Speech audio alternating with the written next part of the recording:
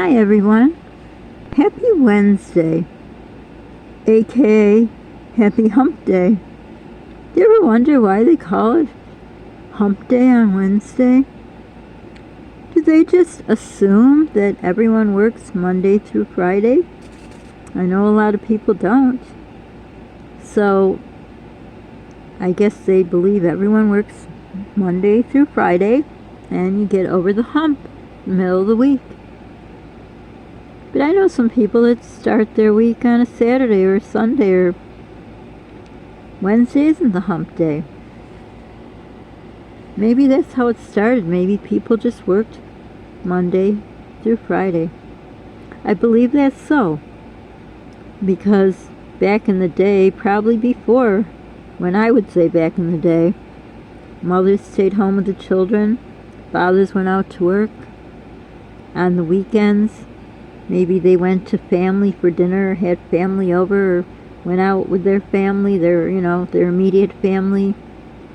Sunday was church day, staying home. I think there was something called blue laws where stores weren't even open on Sunday.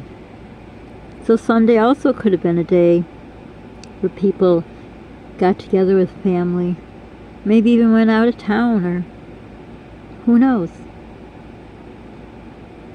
I remember in my first marriage, every Sunday we'd go out to my husband's parents, to my in-laws. I look forward to that so much. My father-in-law was, besides my own dad, the most wonderful human being I had ever met. He was kind, caring, and gentle. He worked 2 jobs. He supported his family. I'm trying to think. I think they had six kids altogether. I have never met a man as kind as he was. He took a bus into the city. They lived out in the, what's it called, the boondoggles, out in the sticks, whatever phrase it is, way out. And he'd take a bus into a plaza, into a town, and then transfer buses maybe, I'm not sure, but he took a bus every day. And then he'd take the bus and transfer and back home again.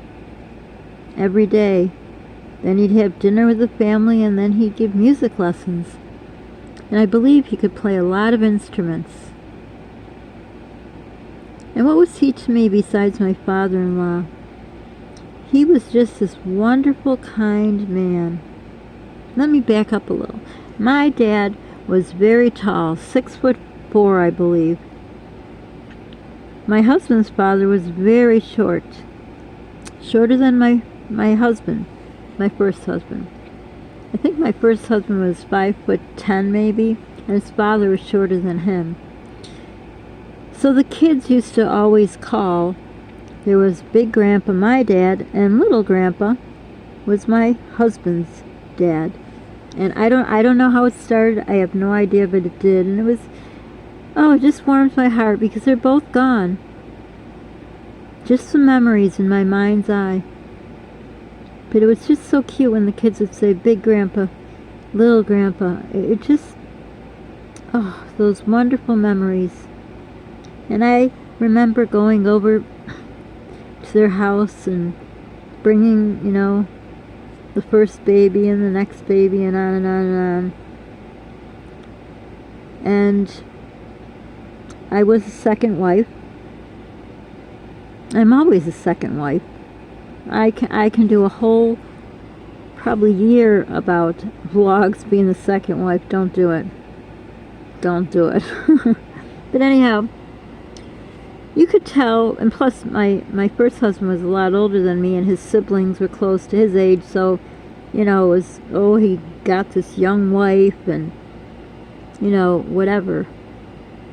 But my father-in-law made me feel so welcome, as did my brother-in-law. Well, both brother-in-laws, I should say. They had a younger brother who would have been my age. And they would always kid me, I married the wrong brother. I didn't even, know about him. Obviously, when I joined their family, I got to know him, but we were like, I think he was just a year older than me, 1 or 2 years. But anyhow, my my brother-in-law, who was married to, I don't remember the order of how they are, but anyhow, he was so kind. I think you could tell I felt kind of out of place, and I never feel out of place. I'm very comfortable. I could, like my first husband, I could talk to anybody about anything. But I felt more by his mother that she didn't accept me. Now, she never got a chance to know me. Did she want to or not? I don't know, and I'm not trying to talk bad at all about her. Just saying, I think she had it in her head that I had broken up their marriage or something, but that could have never happened because him, my first husband and wife, were way, way older than me. I would have been probably, I don't know, in grammar school, and they were married. So, but she didn't know. But, I don't know. She never seemed to reach out to me. My mom asked her, she says we should get together. She, could pick her up. They'd go for maybe coffee or go to the mall, and she just always had an excuse. Again, I'm not trying to talk bad. I just don't understand. But she died pretty quick. I think we only went there once or twice, and she passed away right in front of us. And that was terrible. So I never got to know her. And these questions will never be answered. But we had my father-in-law, and every time we came on Sunday, he'd be right at the door, the car door. Come outside. And I think it was what I remember the most was when he came out with the 2 kids. Well, first we had the 1 child, obviously, and then the next, on and on. But he came out and right away took those kids and put me in the recliner, some kind of chair like that. He says, you just sit and relax. I don't know. Maybe his wife didn't like that. I don't know. Again, I'm not talking bad. These are questions. If you still have your parents or your in-laws or whoever, ask questions. So I was just talking to my son about that, There's so many things that I have questions now that back then, when I was younger, I never even thought about these things. But everyone's gone. There's no one to ask. But every time we went, and my first husband always said to me he was the black sheep of the family. I don't know why. He passed away too, so I can't ask him. But I almost had to come on, let's go to your parents. I mean, if he was like, I don't want to say I wore the pants in the family, but I don't know how to put it. He just, I was in charge, but not on purpose. It's just the way it was. I said, here, we're going here, whatever, and he went. But, he would I don't know, and nothing against anything, but he always said he was a black sheep of the family. I don't know why he felt that way. But, we went there, and we had fun, and he had fun, and, he loved to talk and all, but I just so much miss that. And when you get divorced, I guess the family divorces me. I would have no problem. I had years between my first and second marriage. I would have no problem still keeping in touch with them. In fact, I had kept in touch with one of my sister-in-laws for quite a while, and the one sister-in-law has, so the sister-in-law, that would be the brother's wife, but the other sister-in-law, we talked like twice a day. But as soon as we started the divorce thing, she just turned on me.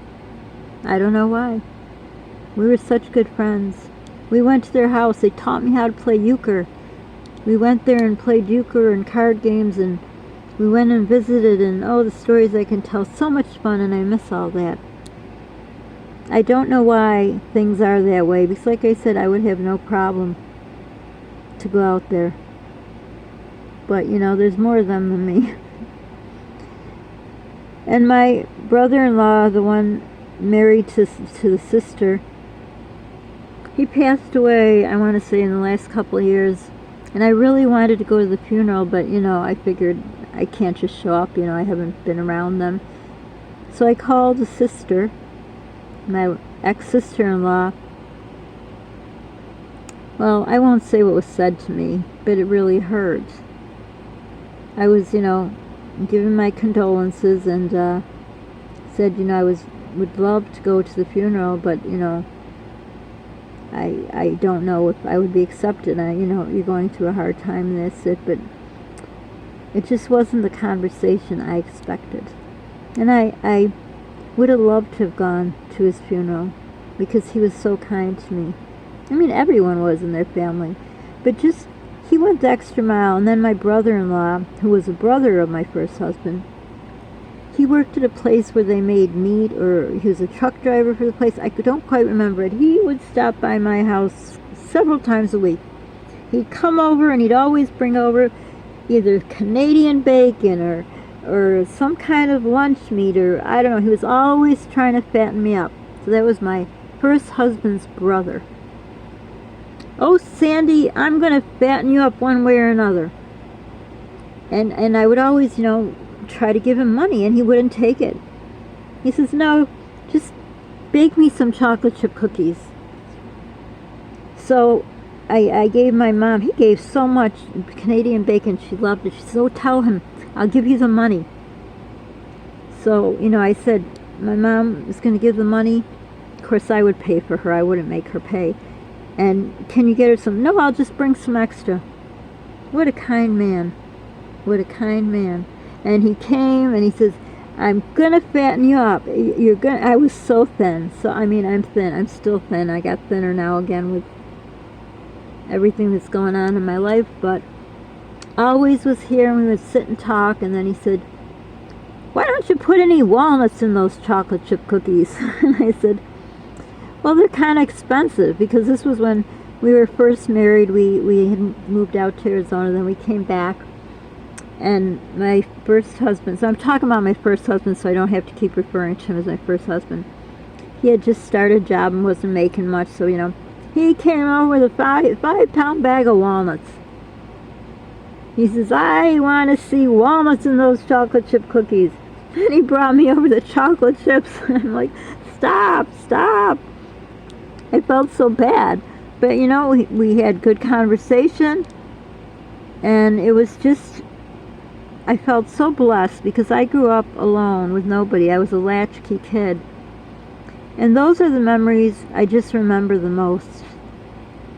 My father-in-law, the two brother-in-laws, and I miss all of them.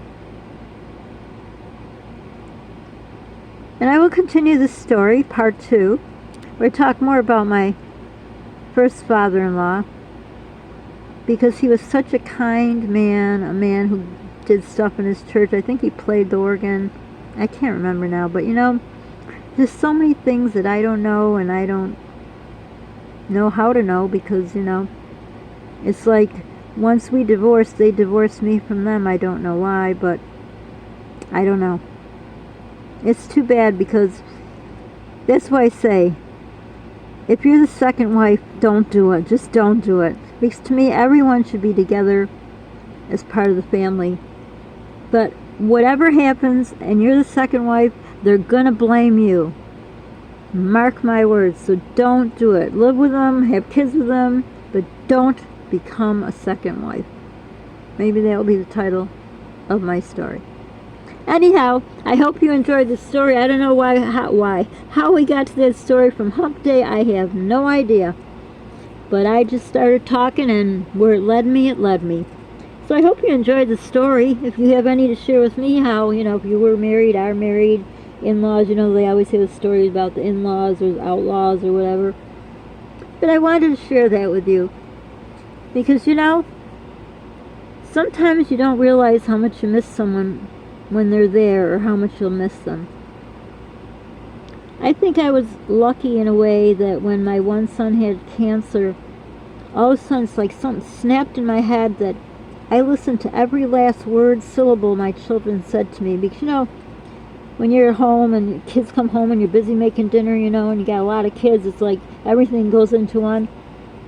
But cancer was a gift in a way, and no disrespect for people who lost people, but it showed me that how precious life is, and nobody nobody has any kind of promise.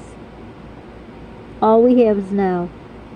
So I try to cherish every moment. I just wish something snapped in me to ask these questions that I have now. So I'm telling you, all of you, doesn't matter what age. Some of you are lucky you still have your parents. Ask the questions. Think of things you want to know when they're gone. I mean, I don't want to depress you and think of when they're gone, but I'm just saying, my parents are gone. My parents' friends are gone. My mom's friends are gone. I have nobody to ask any questions, and my son was asking me some questions last night. And I said, I don't know the answers, and I have no one to ask.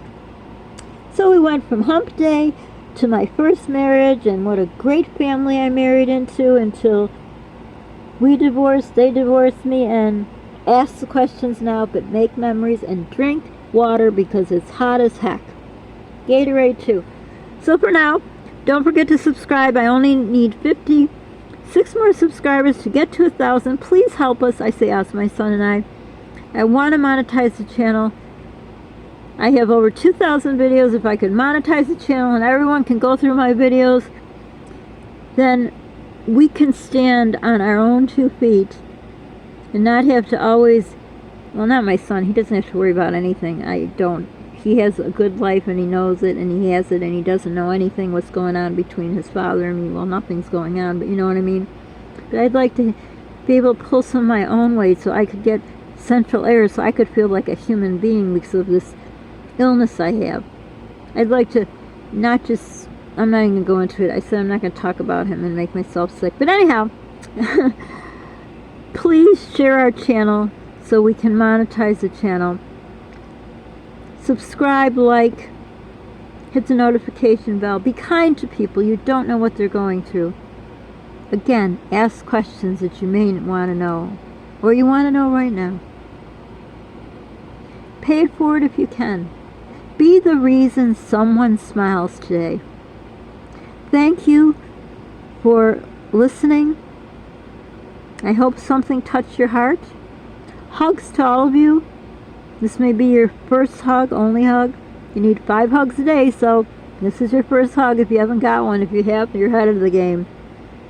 If you write a comment, I always write hugs. I don't know if you noticed. Well, if you're new, there hasn't been comments, but a few. But I always write hugs. So, thanks if you got this far, and now the last part is to see if this thing, it's called a tablet, I guess, that someone let me borrow, and it just doesn't shut off. So I started saying toodles, like maybe that will work. It didn't. I like to say toodles, but anyhow, toodles. Thanks for watching. And will it shut off is a big question.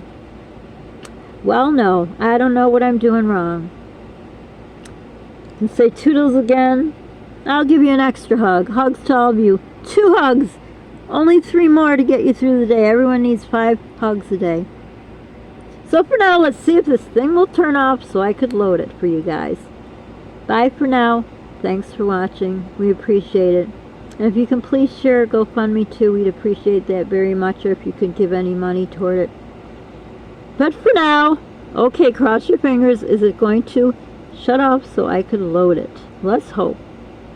Try to. Take 2.